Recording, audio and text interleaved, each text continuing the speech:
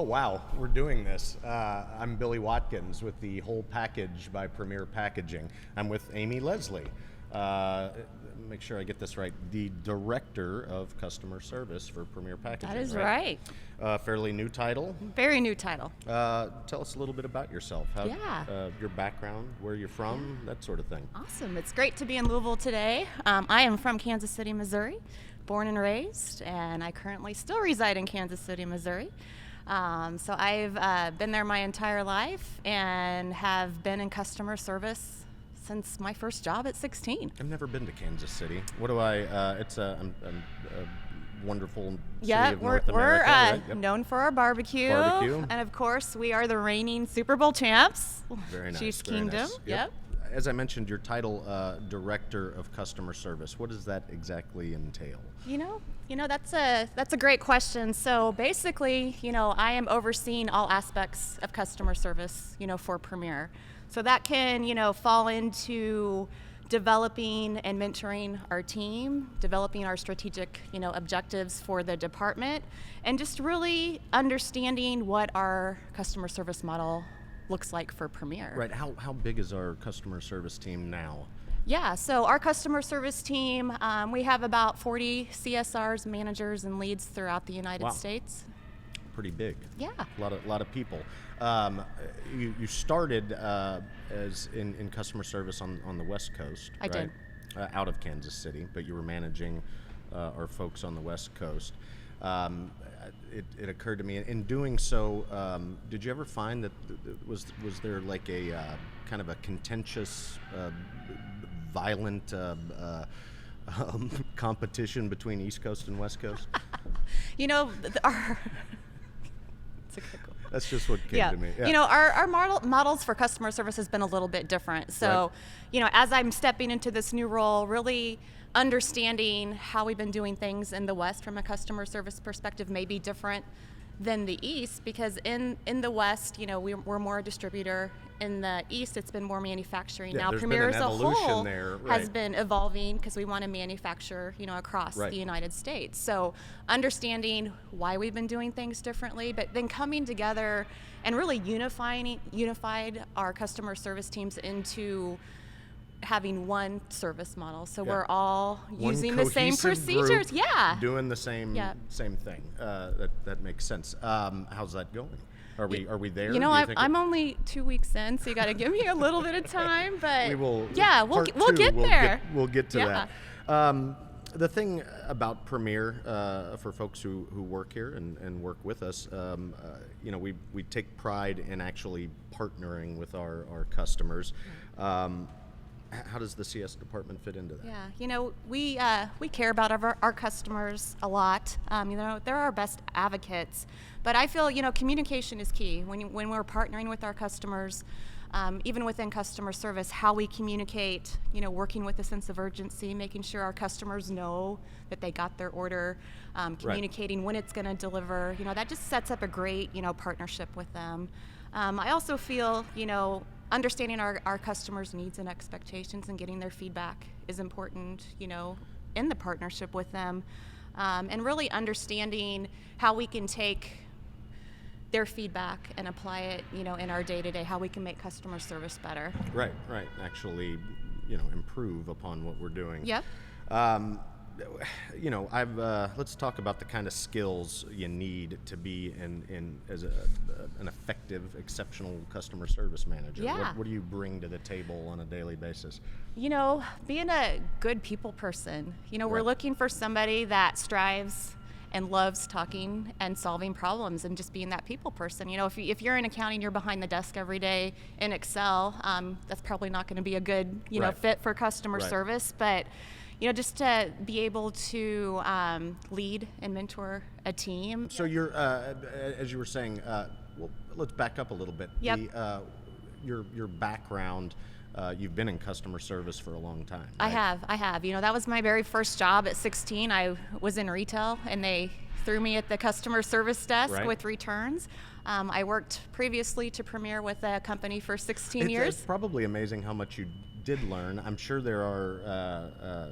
We've all returned stuff, so I think we all realize that probably half of the people in that position shouldn't be doing Right? it. It's always a joy when you get when you're in retail or you're at a shop or whatever returning something, and the person behind the counter is nice to you. Yeah, That's it always takes a good special feeling. person to do that Right. and deal with problems every day. You also were in the printing business. I was. After that, in a customer service role. I was. So I started in the printing industry. I helped build a new division from the ground up, and really, built what we wanted our customer service model to look like. So I was at that company for almost 16 years, and it really enabled me to think outside the box and build a team that is top notch. What are you as you're building a team? What are you looking for? Yeah, as we're building a team, we want CSRs that, of course, care for the customer, but have that ability to be able to work with a sense of urgency, problem solve. We're dealing with problems every day. You kind of have to be a detective, Yeah, right? I mean, you've got clues that you have to kind of, folks that you got to basically interview to figure out either what happened, or what needs to happen. Yep. Yeah. So we're behind the scenes, working with several different departments on figuring out, why the issue occurred, working on a resolution. Right. We want to do what's best for our customers and fixing it and getting it, getting back to them and solving, whatever questions or issues come our way. There's customer service holds a special place in my heart because that's where I started when I came to work for Premier. It couldn't have been as I've said before, I think it could not have been a better department to start working in, to get the entire scope of the industry that we're in, the operations of Premier, how things happen, how things get done, learning our software and all of that. So it was a great starting point, and loved the people I worked with, and but in retrospect, I mean, it's an intense, kind of high stress, high demanding role. How do we help people through the tough part of it? Yeah, our jobs are tough. I mean, we're dealing with several different things throughout the day, and you can get pulled in different directions. Right. And it's really trying to prioritize and know, what of my tasks that I need to get done for the day, because we're wearing many different hats in customer service here at Premier, and we may be getting an order process through. We may be trying to solve a problem that's coming up. We may be working through reporting that we need to, ensure that we're getting orders out the door on time. Right. So just being able to prioritize and know, what tasks need to be done when will kind of help with the stress of trying not to do everything at one time. Yeah. I do remember it was a lot of, and I think things have changed. I mean, it was definitely just a lot of order entry and just a lot of, orders coming in different ways. You could get a text from a salesman, you could get an email from a customer, or a phone call, whatever, and you're having to manage all of that.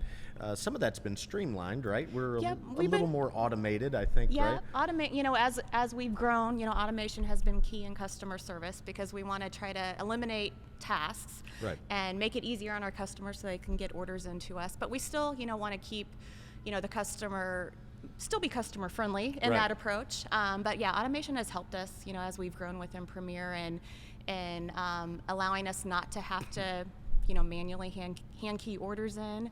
And it gives us that time to be proactive so we can follow up and get the orders completed and out the door on time. But you're still pretty much touching, in a way, every order. We I are. mean, there are eyes on it, yes, right? Yes, every order. Out of the 40 reps and supervisors and managers, do you have any idea how many orders are going in on a daily basis? Yeah, I probably should have pulled data before I came here. Is it? I mean, but it's. Could it be in the thousands or hundreds, several hundred a day? I mean, it's a lot. It's a lot. Right? Yep. And with all of those orders, though we strive to do everything we can to make the customer happy. Yep. Occasionally, stuff happens, Yeah, right? stuff does happen. So how do we fix that? What do we Yeah, do you when know, stuff happens? I always call customer service, we're the fixers. That's Right. in our MO. Mistakes and issues happen. We're all human, and we want to work as fast as possible on trying to solve issues as they occur. But from a customer service perspective, we have to really understand and listen to our customers to figure out like why what are they unhappy about? Right. Because it could range from several different things. It could be My order didn't show yeah, up. they didn't get the quantity right wasn't product. right. They Yeah. were invoiced incorrectly. Right, right. There's lots of things that can happen that we have to really listen to understand, what the problem is, and then take in a deeper dive behind the scenes to figure out like, what happened. Right. And then work on fixing it, and then making sure it doesn't happen again, Right. and then letting our customers know that we solved this problem for you. This is what we're doing to ensure it doesn't happen again. Because in terms of customers being partners, I think everyone is understanding that a mistake will happen. Yep. Something's going to go wrong, but if it's the continual, then Yeah, we that's don't- what they really don't like. Yeah, right? we don't want it to be continual. So, like you said, mistakes happen. We want to solve it, and we want to ensure it doesn't happen again. And being able to build trust, that builds trust and faith, Right. with our customers. Being able to admit, when we've made a mistake, but as long as they know that we're on top of it and we're working on a resolution and it's not going to happen again, it goes a long way. We certainly satisfy expectations, I think, more than we let them down or that we fail. So that is do you feel like the folks in our customer service department have a sense of pride in that? Do you see that as you Yeah. as you talk to folks and meet folks here? Yeah, I think that should be a driving factor, and I think that builds pride in our team to know that we are the face Right. of Premier to our customers, Yeah. and we take pride in what we do every day, Right. and making our customers happy, solving problems. That just allows us to know that we've done our job. Yeah, it's amazing. I'm reminded of working at the customer service desks of folks, and I'd be filling in for someone out sick or out on vacation, and there'd be a particular customer that would call, and they'd be like, oh. No, I have to talk to you there because they had such a great relationship. Yep. And these folks, you're talking to them on a daily basis. You really do create bonds and relationships with the customer, and they want Yeah. that person because they have faith in them, and hey, they are going to get everything done that I need done. So it's a good feeling. It to is. have, for Yeah, sure. it is. Building relationships, is key. I helped start our Heartland division in Kansas City, Yep. and helped build that from the ground up. So We were discussing yeah. that earlier. What help me understand what is the range of the Heartland? Of the Heartland. division? So when I first started 4.5 years ago at Premier, it's mostly Kansas City, the Heartland area, and then Okay. we migrated over to Colorado. We just kept going west West, go more. west, Went young down man, to yeah. Arizona, up in Utah. I was, the first person that was hired, so I was wearing many different hats, behind the scenes, from sourcing to purchasing, and learned all aspects, Right, of the right. packaging world, and was able to start building our customer service team up there. So it was a great way to really dive in and learn the business, and then just grow customer service. What, as Premier continues its crazy growth year after year, Yep. what are the challenges, new challenges that CS customer service faces on with that growth? Yeah. The challenges that can happen. Staffing's always going to be a big challenge, especially when we have rapid growth. So we have to constantly measure the workload, Right. Amongst our teams, because it can get very overwhelming as we grow, especially when it's very quick.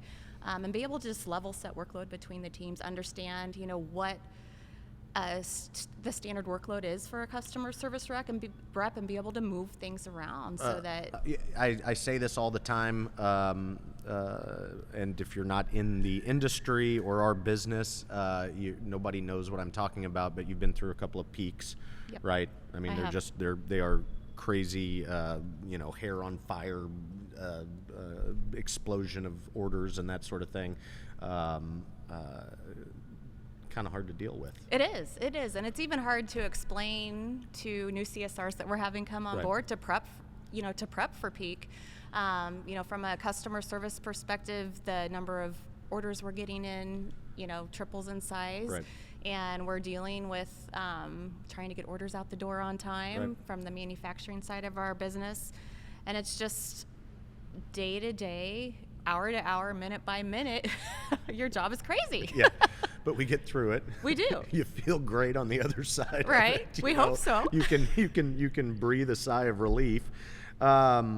What do you look forward to in terms of the future here at Premier and our growth and what we can do with the customer service department? It's exciting to see, the growth that we've had and the continued growth, and just being able to build our customer service teams up to understand that, there is growth, continued growth, building their career paths of where they want to go within Premier, and really, level setting what we want customer service to be.